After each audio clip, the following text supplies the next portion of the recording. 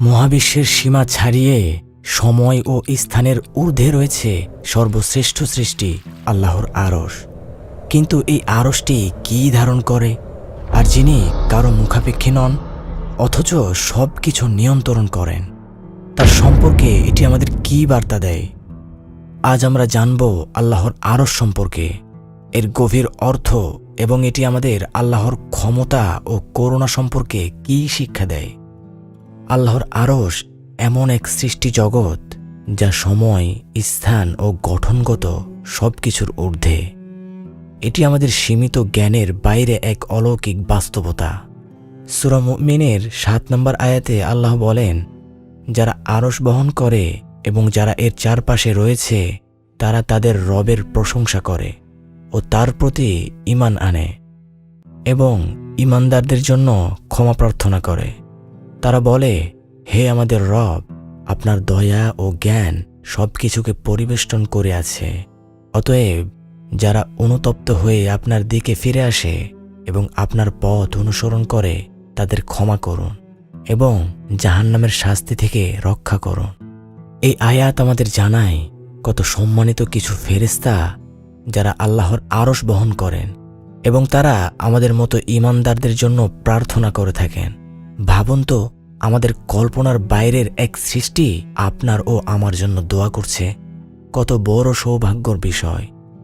নবী মুহাম্মদ সাল্লাল্লাহু আলাইহি ওয়াসাল্লাম বলেছেন, ৭ আকাশ ও পৃথিবী কুরসির তুলনায় মরুভূমিতে ছুঁড়ে ফেলা একটি আংটির মতো, আর কুরসি আরশের তুলনায় মরুভূমিতে ছুঁড়ে ফেলা একটি আংটির মতো।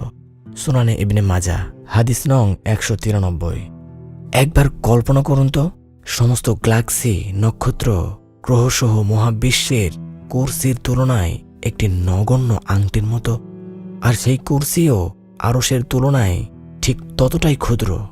অর্থাৎ আরশ এমন এক সৃষ্টি যার মহিমা কল্পনাতীত। আল্লাহর আরশ সমস্ত সৃষ্টির উপরে। তবে এই উপরে থাকার অর্থ শারীরিক বা স্থানিকভাবে নয়, কেননা আল্লাহ তাআলা স্থান ও সময়ের সীমার বাইরে। সূরা আল আরাফের ৫৪ নম্বর আয়াতে আল্লাহ বলেন, নিশ্চয়ই তোমাদের রব আল্লাহ, যিনি ৬ দিনে আকাশমণ্ডলী ও পৃথিবী সৃষ্টি করেছেন এবং এরপর আরশের উপর আধিষ্ঠিত হয়েছেন। আহলুস সুন্নাহ এর বিশ্বাস অনুযায়ী আল্লাহ তাআলা আরশের উপরে আছেন। তবে কিভাবে আছেন তা আমরা জানি না এবং সেটি ব্যাখ্যা করারও আমাদের কাজ নয়, কারণ আল্লাহর মতো কিছুই নেই। সূরা আশ-শুরা আয়াত নম্বর ১১। কোরআনে বর্ণিত আছে কত মহান কিছু ফেরেশতা আল্লাহর আরশ বহন করেন। সূরা আল হাক্কর ১৭ নম্বর আয়াতে বলা হয়েছে, সেদিন ৮ জন ফেরেশতা আপনার রবের আরশ বহন করবে।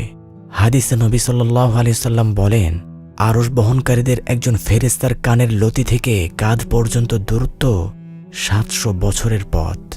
সুনানে আবু দাউদ, হাদিস নম্বর ৪৭২৭।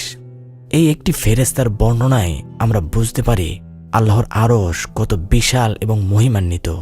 কেউ কেউ ভাবতে পারেন, আল্লাহর আরশ কেন আছে? তিনি কি এর উপর বসে আছেন? উত্তর হল, আল্লাহর আরশের প্রয়োজনে তা সৃষ্টি করেননি। তিনি হলেন আল গনি, সম্পূর্ণ নির্ভরহীন। আরশ কেবল তার মহত্ব ও রাজাধিরাজ সুলভ বৈশিষ্ট্যের একটি প্রতীক। আরশের চেয়েও বড় আল্লাহর দয়া। আরশ সর্বশ্রেষ্ঠ হলেও আল্লাহর দয়া তার চেয়েও বড়। নবী সাল্লাল্লাহু আলাইহি ওয়াসাল্লাম বলেছেন, আল্লাহ তাআলা সৃষ্টি জগৎ সৃষ্টি করার পর তার কিতাবে লিখেছেন, যা তার আরশের উপর সংরক্ষিত। আমার দয়া আমার ক্রোধকে অতিক্রম করেছে। সহিহ বুখারী, হাদিস নম্বর ৩১৯৪। অর্থাৎ আল্লাহর দয়া, ভালোবাসা ও ক্ষমার গুণই সবচেয়ে বড়, আর তা সব কিছুর উপর বিজয়ী। এই ঘটনা থেকে আমরা বুঝতে পারলাম যে আল্লাহর আরশ আমাদের কল্পনারও বাইরে এক সৃষ্টি। এটি আল্লাহর মহত্ব, শক্তি ও ক্ষমতার প্রতীক। তবে তার দয়া ও তার করুণা সবকিছুর ঊর্ধ্বে।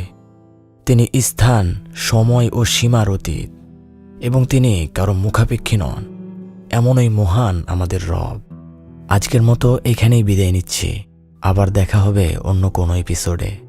নিত্য নতুন এমন ভিডিও পেতে আমাদের ইবাদা টিভি চ্যানেলটি সাবস্ক্রাইব করুন।